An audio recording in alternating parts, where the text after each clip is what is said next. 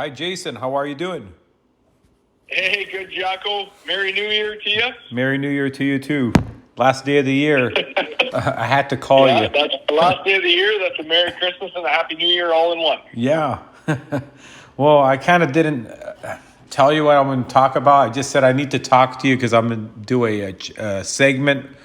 But kind of thinking over these years, like you played a lot of hockey, you played pro hockey, you played college D1, played junior hockey. All these years I've known you.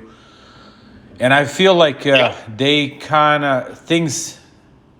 I don't know. Like I feel that something went wrong with how the coaches treated you, and that's where I'm going at with Well, this. well, So like I've always said on every segment, I mean, I've had good coaches and I've had bad coaches. And yeah, I'm not, when I say bad coaches, I don't mean that they're bad coaches.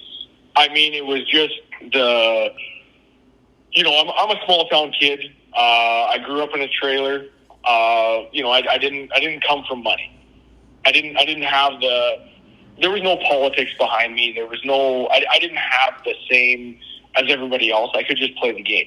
And, I was always good. And then, I met you and that really transformed who I was, in a hockey player because I honed my skills and you kind of taught me that it doesn't matter. You can push forward. Right. And I yeah. did.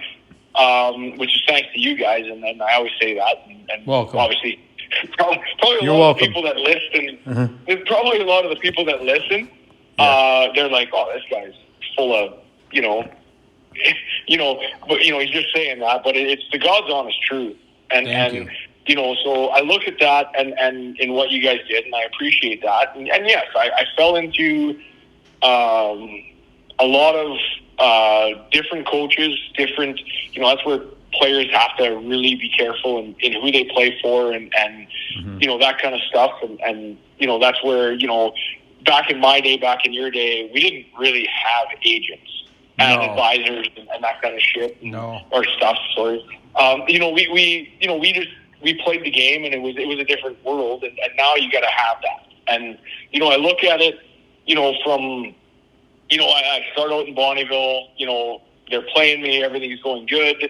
I get a new coach, and this guy, I don't know what I did wrong to him, but, my current father-in-law was the assistant coach at the time, and wouldn't play me, he would legitimately see a breakaway on the ice and call a player off the ice to throw me on there to get me the minus. Wow. Yeah, and he was not a good guy. He was a good I know who you're talking about. I remember who I know you're talking about. Yeah. Yeah, and he was not he just didn't like me and whatever, and it didn't matter. I mean, it does, but it doesn't, and so I left and I went to Drayton with Milan and Barry, and those were two fantastic players, coaches, and they really resurrected my career, and then ended up in college and ended up in a tough spot. Yeah. Where you're playing behind. We had one draft pick in the lineup, and he ended up playing in the NHL. But I mean, that's because the coach put him on a pedestal and gave him all the ice time, gave him everything. And honestly, he was an average player at best. Like I was. He was nowhere near your skills for sure. I remember seeing him play. He was nowhere. No. He was nowhere. Nowhere near. He was a sloppy skate. He was Bambi on ice. I fought the guy, I think, 3 times. Your own teammate? Oh, really? Oh, yeah. Oh, for sure. I mean, that was common back then. Like, It wasn't. That's not a new thing. Like, everybody competed and that kind of stuff. And never once did I lose to the guy. Actually, I think it was only twice on the ice. Once off the ice. Him and I didn't get along, but but coach loved him, and but you're playing behind, you're one drafted guy, so coach is putting this, out there, and it's his only drafted player, and this guy was like 7th round or 9th round, like he was a late draft pick, and he got a stint in the NHL and made his money, and he's, I'm assuming, doing really well in life, and good on him. But not a good guy, but you end up as as a player, you end up behind these guys, and it's not a, it's tough. It's a tough spot. Yeah, I wanted And to ask you this one. So you remember you took your team past you guys in the college that year, 1 year. I forget which year was for you, but you guys passed. You beat Michigan State to move to the next round, and yeah, everything was going. Yeah, everything was going great for you, wasn't it? At that moment, yeah, it was. Yeah, it was. That was a good year. I think you had That 4 points in that game, or was it 4 goals in that game? In that one game against Ryan Miller. Yeah, you know what? Honestly, Jocko, the only thing I remember is that I scored. I'll never forget this. It was they hit me with a one-timer near the top of the circle, kind of on the right side of the net, like glove side. Ryan catches a normal, what I would say. He's not a southpaw, but he southpaw meaning right-handed catcher, which is awkward, but yeah, anyway, and I hit it, and it went right under the bar. Like it was, I nailed it, and he picked it like it was cherries. Like he caught that puck, and I was like, holy man, because it's Ryan Miller was the number one goaltender. Like he was fantastic, great NHL career, great person. Just so you know, had a few beers with Ryan over the days. Back in college, and he's a wonderful guy. He's a wonderful guy. And so he picked it like I did nothing, and I hit it, Jack. Like I hit that puck. Yeah. So anyway, that was our play. Like it was set up, and so anyway, it came back again, and I hit it again, and I beat him that time, and that was the goal that pushed us. That was up in Fairbanks, Alaska. The whiteout crowd. 5,000 people in the building, amazing crowd, amazing community, amazing organization in the NCAA. I'd recommend any kid going there. It's awesome. And I hit it, and that was ended up being the game-winning goal off of that. And it was a wicked experience. And I'd have to go back and look at that team, Jocko. But there was probably, I don't know, half a dozen, maybe 8, 9, 10 players that played in the NHL off that team. It was a great. Yeah. I remember, things changed after that. Like the draft pick guy ended up, something happened. I believe this is what happened. I believe either his agent or the scout got involved and made a phone call to the coach, said, hey, you better play our guy. Did some. The next thing I know, you were not on that line anymore. You got bumped down. Yeah, I do you remember that? Well, I mean, my first year when I first got to Alaska, I got a call from, I believe it was Buffalo, and they wanted me to come down, and they were talking about signing, and so I didn't know anything. I didn't have an advisor. I didn't have an agent. I got the call. I had nobody to lean on. I talked to Dad. Dad was like, I got no idea, Jason. So, Coach told me, he's like, nah, it's a BS and this and that and whatever. And so I never went. I said no. I said, I'm going to play it out and listen to my coach. I'm going to play out, this season and see where I can get to. And so right off the bat, I was kind of blackballed. Then the following year, the same guy called me. I think he was with Tampa Bay.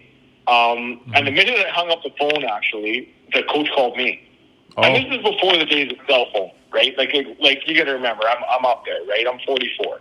So this is before the days of cell phone. He calls my married housing, because I was with my wife, and so it was called married housing where we lived. And he calls the house phone. And he's like, "You're not signing." He's like, this is that. Yeah, you didn't play a lot. This whatever, and he's like, this is no good. And so, whatever. It's the NHL. How can it be bad? I don't. But when you're young, Jack, and you've got nobody looking after you, when you don't know, because there's. I wish you called me. I would have advised you to go. Well, yeah, there are people that were smarter than me, and it was a whirlwind of events, and I didn't, and they ended up, I always say that they signed Martin St. Louis over me, just because that was who they signed after when they made me my offer. But, it was one of those things, and these guys get involved, and your advisors and scouts and all that, that's their job, and their job is to pressure guys into signing their players. Saskatchewan junior teams. Mm-hmm. And he was telling me about his first camp, his first main camp. And he's like, he's a lot like me, where I sit by myself and I evaluate players. Where he's like, where I went wrong in this is because he had players that he brought into camp and whatever, but he wasn't sitting buddy with all the other scouts. Oh. He was on his own doing his thing, and then at the end of the day, he would present. But all these other guys were, hey man, I'll help you this player out if you help my player out and vote for him, so to speak. And so he's like, man, it's not the same. He's like, this is not the way it used to be. Yeah. It's a buddy connection, and who you know and how it works. And I'm not saying all teams. I believe, if you look at the Brooks Bandits, if you look at now Sherwood Park's a powerhouse. Surrey, when Cam Keith was coaching there, Cam took all the best players. Cam Keith is one of the. I'm honestly surprised he's not in the NCAA already, but I'm sure he's going to get there in no time. He's taking on Cowichan Valley now. He's a guy I played with. He's coaching. This guy is unbelievable. Unbelievable. He's a coach that when you're playing, and he takes. When he goes into camp, the best players play on his team, and he doesn't look at it from a system standpoint. He looks at it from a skill standpoint. He's really, the few conversations. When I say he's a buddy of mine, I played with him. We have very brief conversations here and there. Yeah. This guy is honestly, he will. It will shock me, Jack, if this guy does not coach in the NHL. He is that good. He's good, huh? And he's really good. He's a player's coach. I look at a lot. I look at Eric Thurston. He's another one. He's in Trail. He's an AC in Trail. He's another amazing coach. It's really hard to find these guys that are players coaches and understand. And these guys that have committed to the game, they're doing their thing, and they always find the best in kids. Yeah. And they always win. They always somehow find a way to push their team to the top and find those kids. And they that's what we need more of in the game of hockey, is that. Yeah, I agree. There's not enough of them. And the other thing is, I like to see scouts get held accountable for the guys they pick, that they draft. They say this guy is good, and you see a lot of times they don't pan out. And they hype up certain players, and they don't pan out. I like to see the scouts name for that player that he recommended or hyped up, to get them drafted. And that'd be something they should do. So Jacko, that's the problem right now, is that they are held accountable, but they're all in a buddy situation. Yeah, they need to get rid of that system. Well, it's all about a buddy situation. And so they all know they're held accountable if the guy doesn't pan out. So what happens is all the other scouting staff, they're like, okay, we got to have this guy pan out, or our buddy loses his job. Yeah. So that's what it is. And I've mentioned this on previous episodes, and that, you look at a guy, like Coach Clip, who found Cale Makar. And I know everybody's like, it was an easy decision. No, it wasn't. Yeah. No, it wasn't. Coach Clip had to convince Colorado Avalanche to take the highest ever drafted player out of the AJHL, out of Tier 2 junior. Highest player. Which is a lower league. Over Danny Heatley, over Danny Heatley, over everybody to take him. Mm-hmm. That's a good scout. That is a great scout. That's why Colorado, yes, they're struggling a bit, but don't judge it on that. That's an amazing team, and a guy like that is what I want in the organization. You look at, a Steve Yzerman, and how he manages and how he beats. he built the Tampa Bay Lightning from nothing. Yes. So you look at that and how he built that, and you know, I watch TSN and all that kind of stuff, and you watch and they're chirping the New Jersey Devils, and I'm like, guys, this is just a start. You give them another 2 years with what he's doing. He's strategic. There's going to be a 6-8 year run with what this guy does, and they're going to win everything. They're going to be untouchable. Yeah. With what he's doing there. And there's guys out there that look at it from the right perspective. And there's guys that just, it's like, well, this is my job, and if we all buddy up, we make a couple $100K a year, and, you know. And party up. And party. It's a fun life. It is a party. It's a party scene with those guys, for sure. No, you know what? I think some guys take it serious. I think some, I haven't spent enough. I haven't spent enough. I've sat with the scouts. I haven't spent enough time. I've sat with the scouts many times, Jason. So I can't say whether it is or it isn't. Oh, I know. I already know. And I don't, I just say as it is. But, the problem with this game, it's if they got rid of all the draft and kind of had an open camp for everybody. I've said this one before in other episodes, that they should have an open camp where if you play juniors or NCAA, you automatically qualify for a tryout, open tryout. So they can have, 500 guys per team come out, and they can look at guys all summer and then pick the top, 40 or 50 guys to main camp. Why not? Well, I mean, I don't disagree with that. I mean, I think there's a lot of guys out there that are more talented than what gets selected. How many guys that get selected make it? Maybe, 10%? I don't know, Jack. I mean, I would say in a career in the NHL, playing 500 games, yeah, probably 10%. Yeah. Yeah, most of them. There's not a lot. No. I mean, there's a lot of guys over the years that got hyped up. Nothing against them. Some made it, some didn't.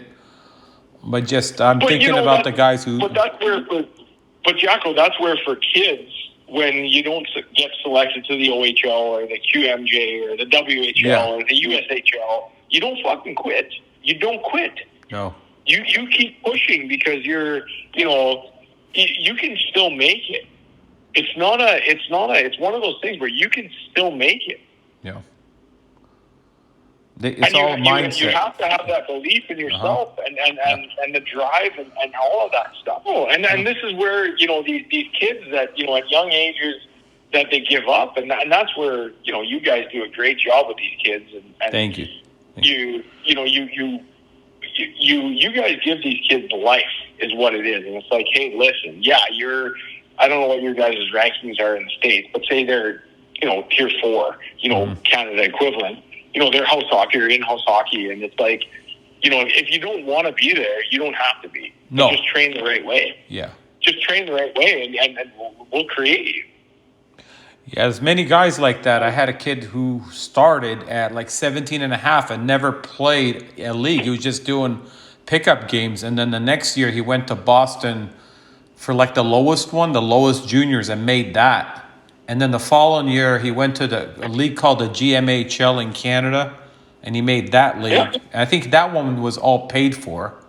This was before you had to pay to play. And then I think he got into a D3 college. But in just 3 years, that's not bad, for a guy who just started training. Jacko, look at Tamio. Tamio, oh yeah. He went to the AHL as a goalie. That's what I'm saying. Tamio was... he started out as nothing. And he took 3 years off. He had an injury. Ended up playing pro. Yeah. He played for the Utah Grizzlies and one more team. I forgot which. But he played in the ECHL. Yeah, and then the AHL. And then he ended up getting a little stint in the American League. Yeah. Tamio was a good kid, but, if you were a betting man in Vegas, there's not a hope that you would have... From Santa Barbara. If he lives in Santa Barbara, where they didn't even have an ice rink there at the time. Yes.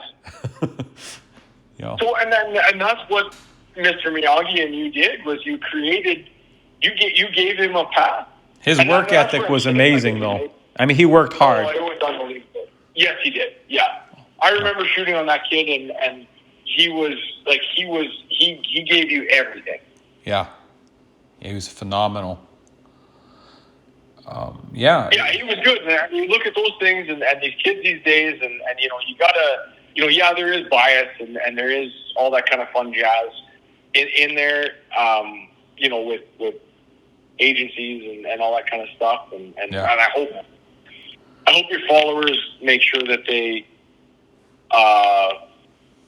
get a good advisor if they're going to go down that route, and not one that's going to sell them on everything and pump their tires, and they're always going to sell them on we're the greatest, we're the best, we're the greatest, we're the best, and you got to read between the lines. And like I said, I went through probably 15 with my son, and not that he's playing in the World Juniors or he's never know, maybe something pans out for him, but you don't know that, but I know that his agency, his advisor cares about him. That's good. And That's that's a big important. thing. Yeah. That's a big thing for the Yes. kids. That's they called him today. It's my son's birthday. They called him today and wished him happy birthday. And they didn't have to do that. He's not an NHL player. They're not making money off him. And they still called to say happy birthday. That's nice. That's Nice. That's good people. Yeah. That's good people. Very. Yeah. It's not about the money. It's just to help.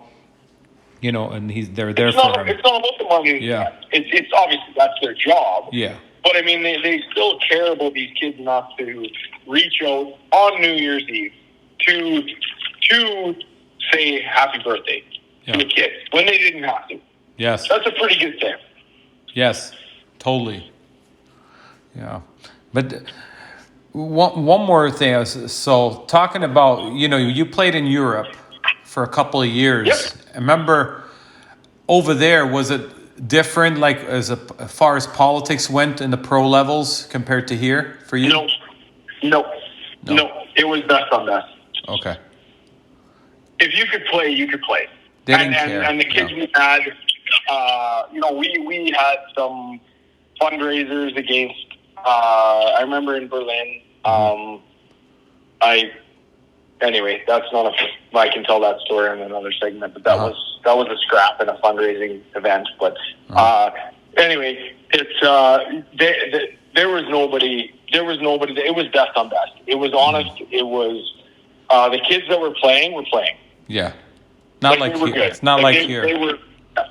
No, it's nothing like here. It's nothing like here. I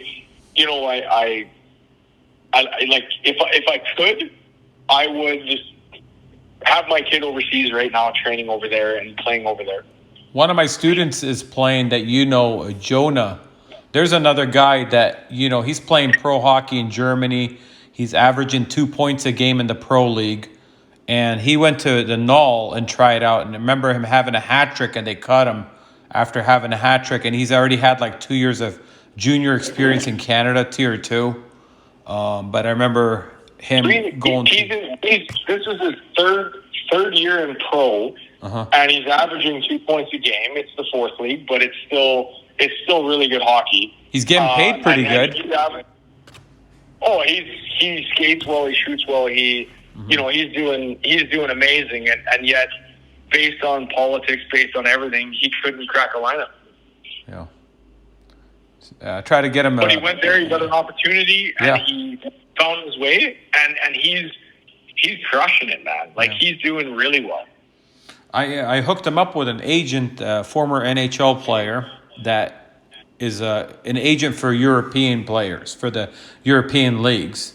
So I hooked him up with him. So I don't know what happened, but I got them in touch, and so hopefully it will go well for him. Yeah, I actually was just texting with Jonah tonight, so he's doing really well. Nice. Yeah. Yeah. He's loving life. He's doing really well. He's the captain of the team. Wow, that's awesome. Yeah, he's doing really well. For a kid based in a political system that couldn't crack a lineup, he's the captain in pro. And he's not a little guy either. He's like 6'2". It's not. We're talking like a 5'8", 5'7" guy. And he's 6'2", well built for hockey. Has good knowledge, but just Yeah, Because of 6'2", I think would be a little bit light. I think he'd be 6'3" for He's sure. 6'3". He probably got a little taller since I've seen him. He's a big boy. He's a big boy. He's probably pushing 190-ish. Okay, it's good for hockey. Big It's boy. perfect. Yeah, Yeah. yeah. Jason, I want to thank you so much for coming on and talking to me, and wish Nate a happy birthday from us. Hey, thanks, buddy. Much You got it.